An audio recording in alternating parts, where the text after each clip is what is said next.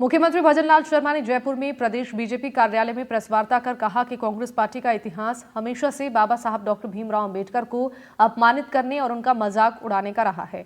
आज वे पार्टी उनके नाम पर हक मांगने का ढोंग कर रही है। उन्होंने कहा कि कांग्रेस को अपने नेताओं और जवाहरलाल नेहरू द्वारा बाबा साहब डॉक्टर अंबेडकर के अपमान के लिए पूरे देश से बिना शर्त माफी मांगनी चाहिए। सीएम ने कहा, कांग्रेस के कारण ही देश के पहले कानून मंत्री बाबा साहब डॉक्टर अंबेडकर को मंत्रिमंडल से इस्तीफा देने को मजबूर होना पड़ा। कांग्रेस पार्टी को जवाब देना चाहिए कि उसने बाबा साहब अंबेडकर के त्यागपत्र को जनता के सामने क्यों नहीं रखा। और सीएम ने यह भी कहा है कि कांग्रेस पार्टी गृह मंत्री अमित शाह के भाषण के एक छोटे से अंश को बिना किसी संदर्भ के प्रस्तुत कर खुद के लिए राजनीति करने का बेहुदा प्रयास कर रही है। उनका कहना, कांग्रेस के सांसद राहुल गांधी ने सांसदों से धक्का मुक्की की, जो कि शर्मनाक है। उन्होंने कहा, कांग्रेस पार्टी को शर्म करनी चाहिए। पंडित नेहरू और कांग्रेस के नेताओं द्वारा बाबा साहब के अपमान के लिए उन्हें बिना शर्त माफी मांगनी चाहिए।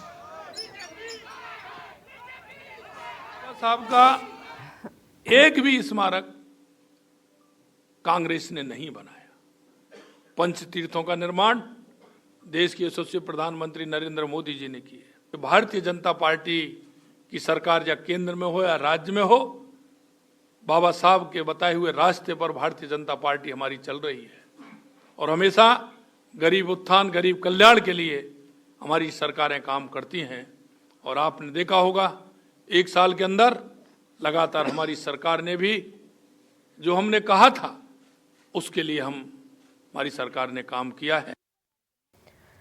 सीएम भजनलाल शर्मा प्रेस वार्ता में आज दिलचस्प वाकया हुआ। सीएम जब भाजपा मुख्यालय पर पहुंचे तो कार्यालय में कुर्सी पर सफेद मखमली कपड़ा देखकर अधिकारियों से कहा, ये मत लगाया करो, इसका कार्यालय में क्या काम है, इसे हटा दो। इसके बाद कुर्सी से टॉवल को हटा लिया गया था।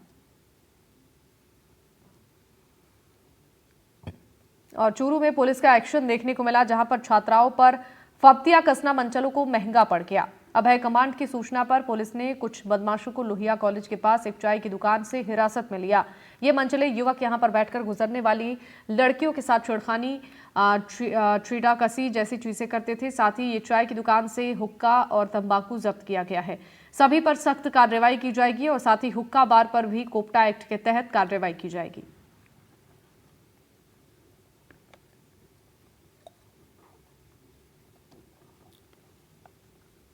झुंझुनू के गूढ़ा फाटक के पास चोरों ने दिन दहाड़े एक सोने मकान को निशाना बनाया है। मकान से करीब 45,000 रुपए नगद, 10 ग्राम सोने की चेन सहित एक कंबल की चोरी कर चोर फरार हो गए। ये घटना सीसीटीवी में कैद हो गई और चोरी का फुटेज भी सामने आया है, जिसमें 2 युवक चोरी कर घर की दीवार से फांदते हुए नजर आ रहे हैं। एक अन्य युवक मकान की दूसरी तरफ से आते हुए नजर आ रहा है। वारदात के बाद तीनों युवक एक साथ रवाना होते हुए भी दिखाई दे रहे हैं। इस संबंध में गूढ़ा फाटक के पास रहने वाले अजहर ने कोतवाली थाने में रिपोर्ट दी है। मामले की जानकारी देते हुए पुलिस ने बताया, मामला दर्ज कर जांच शुरू कर दी है। सीसीटीवी फुटेज के आधार पर चोरों की पहचान की जा रही है। जयपुर से खबर है, बांकरोटा अग्निकांड मामले में मानवाधिकार आयोग सक्रिय है। राज्य मानवाधिकार आयोग के अध्यक्ष घायलों का हाल जानने एसएमएस अस्पताल पहुंचे। गंगाराम मूलचंदानी एसएमएस अस्पताल पहुंचे और घायलों का हालचाल जाना। एसएमएस अधीक्षक सुशील भाटी से उन्होंने जानकारी ली और घायलों के परिजनों से भी मुलाकात की, बातचीत की। कल मानवाधिकार आयोग ने इस मामले में प्रसंज्ञान लिया था।